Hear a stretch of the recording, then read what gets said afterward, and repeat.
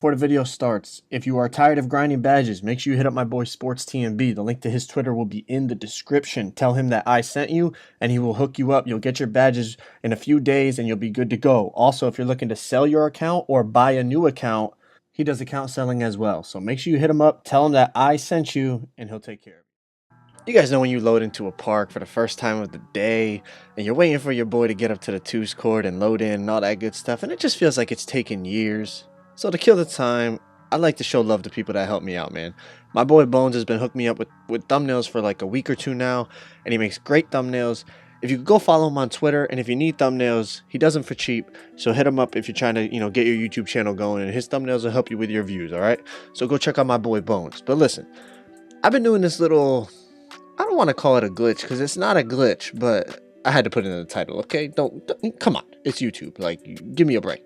But listen, I've been doing this since last year, and I switched it up a little bit for 2K18 to make it more effective for 2K18. I seen people post a video about a similar way to do this, which I'll talk about a little later on. But the way I do it is more effective. It's more consistent. It creates more space. It's easier to score. You get more greens. All the stuff that you're gonna want from it. My way is just better, and I'll break that down for you after this gameplay. This gameplay is only like 2 minutes, but I just want to show you exactly how I use it. Now, this is not a move that you're going to do every single time to go and score 22 points and beat someone. This is a move that you're going to add into your arsenal. You're going to add it to your bag of tricks. Okay, you might do it once a game, you might not do it at all, but I use it depending on how the defense is playing me. So at first, you see we're playing two guards in this game, which their records were pretty decent, I think, if I remember correctly. But obviously, when you have a guard, you can bully them on the inside. Obviously, that's obvious. But I still go to this little spin hop glitch thingy that it's just so effective, bro. It creates too much space and whatnot. So, like I said, it's just something you're going to add to your bag of tricks. Don't think it's something you're going to go to, 8 times in a game. No, it's something that throws the defense off. It's something to keep them keep them honest, keep them off balance. You have to read what the defender is doing, just like anything else. Anything else in the post, you have to read the defender, and that's what you decide what move you're gonna do or what you're gonna go to, right? Just like anything else, don't just do a move to do a move. You do a move based on how the defense is playing you. So I hope I make that clear, because if you're doing this and the defense is playing it correctly, well, then they're gonna stop it. But if you're doing it at the right moment, it's unstoppable. They can't guard it. It's impossible to stop, and you're gonna get greens every time. So I want to say after this dunk is when I'm gonna go to it. You see, I've gotten all inside buckets, so they think that, oh, he's just gonna keep going inside. He's gonna keep going inside, etc., etc. So instead, you see right here, he plays good D. So I'm like, okay, I'm not gonna force it. I read it. I read the defense. I'm like, all right, use the screen. Come here. The pass kind of throws me off balance. So I'm like, okay, he thinks I'm going inside. So I'm going to spin. I'm going to hop shot right back. And look, it's just a kill. It's an absolute kill. As soon as they see you spin, especially after you just dunked the ball, I dunked the ball 5 times in a row, he knows I'm going to go for another dunk. So he's coming real hard trying to chase it down. And centers do this too, because centers have that ego, like, I'm not going to get dunked on. I'm not going to let him keep bullying me inside. So, okay, hold this green then. Hold this fucking hop shot green.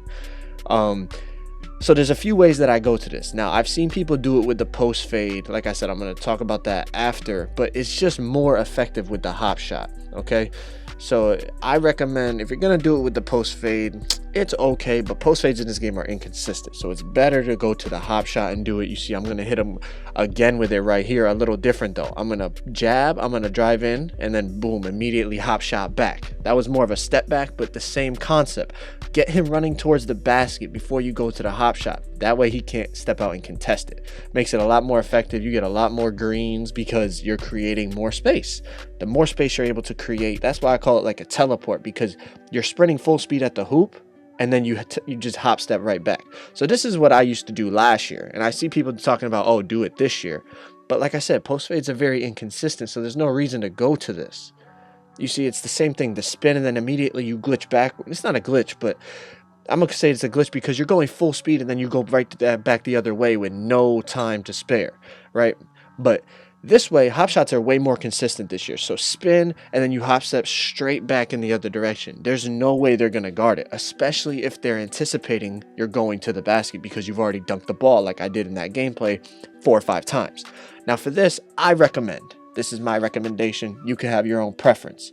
I recommend post hop shot 1. The reasons why: it's a smooth hop shot, but it creates a lot of space. That one right there that you just saw the animation where he hops, like he does a 180 and hops backwards. That thing creates like 5 to 6 feet of space, and that's a lot. That one right there. Look at how much space that creates. So listen, I recommend you try this out. Now, if you don't have a post scorer or a shot creating post scorer or a rebounding post scorer or anything like that, it might be difficult to hit this. But if you have a post scorer, bro, this move is unstoppable. There's so many ways to do it. You can spin, you can jab like this, jab, sprint to the middle, and then hop shot back. You can do that. You can spin and then hop shot back. There's so many different variations. I'm just showing you a couple here. It's really, I'm telling you, it is really hard to guard. Spin, boom, hop step back the other way. Look at how much space that creates.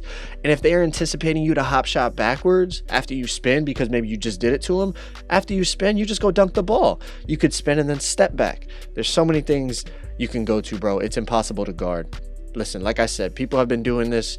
I mean, I've been doing it since last year, but I would do it with the fades, but it's just better with the hop shot in 2K18. Okay, so make sure you go try this out. If you enjoyed the video, make sure you drop a like, subscribe if you're new. We're on that 100K grind, and we are getting there, bro. Less than 19,000 subs away from 100K.